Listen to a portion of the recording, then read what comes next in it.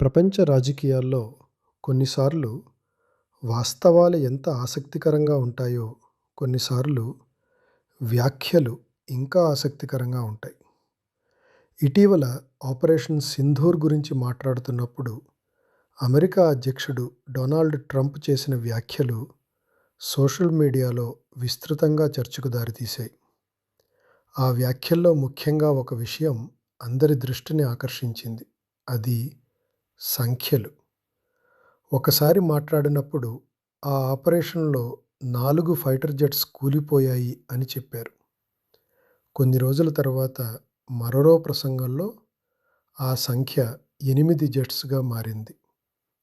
ఇక తాజాగా వచ్చిన ఒక వ్యాఖ్యలో ఆ సంఖ్య 11 జెట్స్ వరకు చేరింది. ఈ వ్యాఖ్యలతో సోషల్ మీడియాలో ఒక పెద్ద చర్చ ప్రారంభమైంది. అసలు ఈ సంఖ్యల కథ ఏమిటి? ఈ సంఖ్యలు నిజంగా ఎక్కడి నుంచి వచ్చాయి? వాటికి ఏమైనా ఆధారాలు ఉన్నాయా? మరొక ముఖ్యమైన ప్రశ్న కూడా ఉంది. ఇంత పెద్ద బాధ్యతాయుతమైన పదవిలో ఉన్న డొనాల్డ్ ట్రంప్ లాంటి నాయకుడు ఎందుకు ఇలా వ్యాఖ్యానించారు?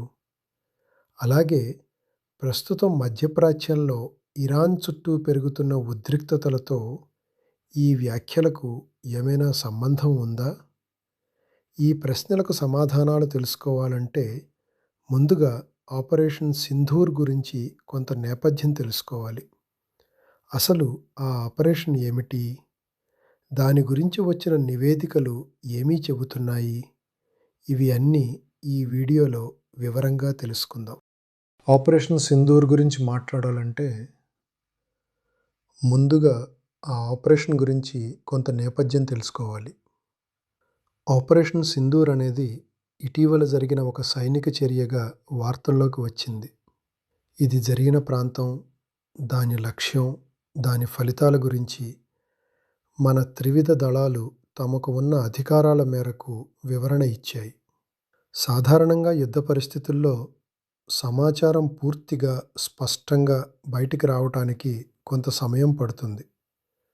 అందుకే ఒకే సంఘటన గురించి వివిధ దేశాలు లేదా రాజకీయ నాయకులు వివిధ విధాలుగా వ్యాఖ్యానించటం కూడా జరుగుతుంది.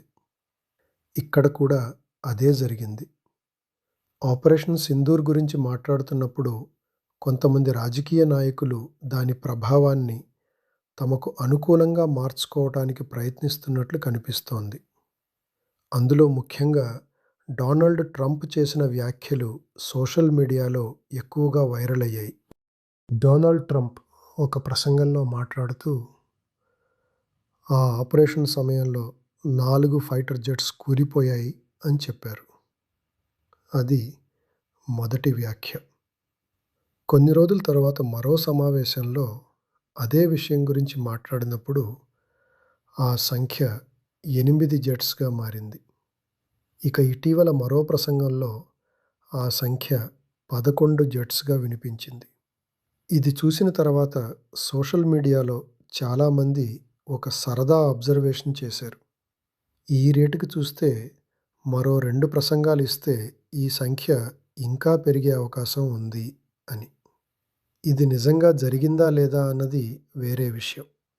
అసలు గట్టిగా మాట్లాడితే ఈ సంఖ్యలకు ఇప్పటి వరకు పక్కా ఆధారాలు బయటకు వచ్చినట్లు కనిపించలేదు. ఇంకా ఫ్రాంక్‌గా చెప్పాలంటే కొంతమంది విశ్లేషకుల అభిప్రాయం ఏమిటంటే భారత్, పాకిస్తాన్ మధ్య యుద్ధం ఆగినప్పుడు ఆ క్రెడిట్ తనకు రాలేదని, తన పేరును నోబెల్ పీస్ ప్రైజ్ కోసం ఎవరూ ప్రతిపాదించలేదని, అలాంటి అసంతృప్తి కూడా ఈ వ్యాఖ్యల్లో కొంత కనిపించిందని వాళ్ళు అంటున్నారు. అందుకే చాలామంది విశ్లేషకులు ఈ వ్యాఖ్యలను పొలిటికల్ ఎగ్జాజరేషన్‌గా లేదా కొంచెం సెటైరికల్ రెటరిక్‌గా చూస్తున్నారు. ట్రంప్ గారి మాటల్లో ఆయన మాటల్లోనే. You had India, Pakistan, that was going, and in fact, planes were being shot out of there. Four or five, but I think 5 jets were shot down actually. And Lindsay, that was getting worse because of tariffs, because of trade. If you look at India and Pakistan, they were going at it. 7 planes were shot down. 7 brand new, beautiful planes were shot down, and they were going out of two big nuclear powers. And I said to the Prime Minister, Pakistan and India, you know, I was in the midst of a trade deal with both of them. And then I read on the front page of a certain newspaper, I said, I don't know, mention the newspaper because it's usually fake news. But I heard they're going to war. 7 planes were shot down. An 8th was really badly wounded.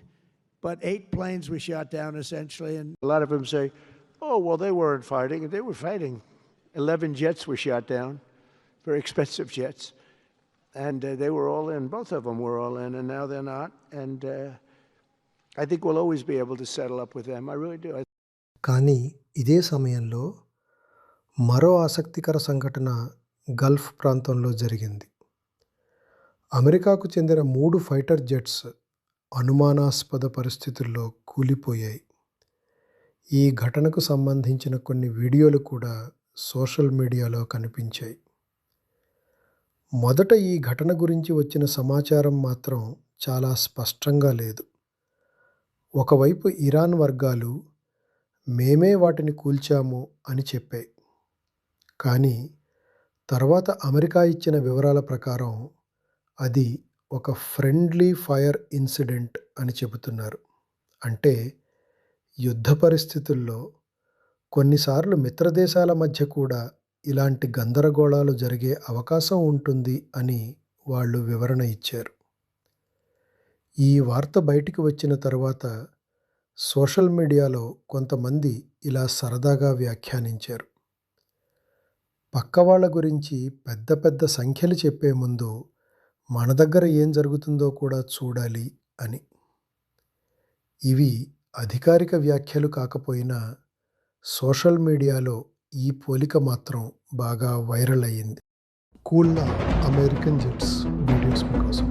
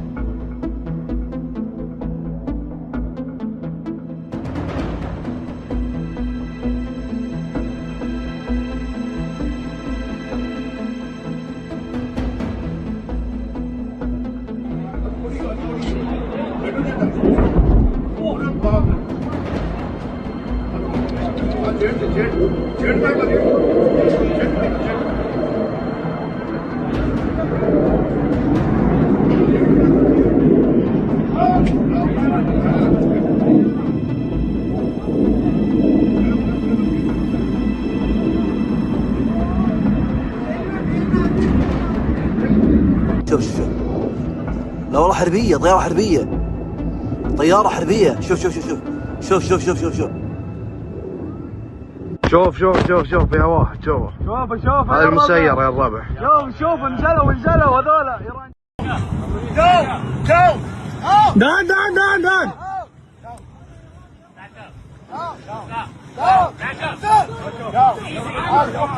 محمد ارجع يا محمد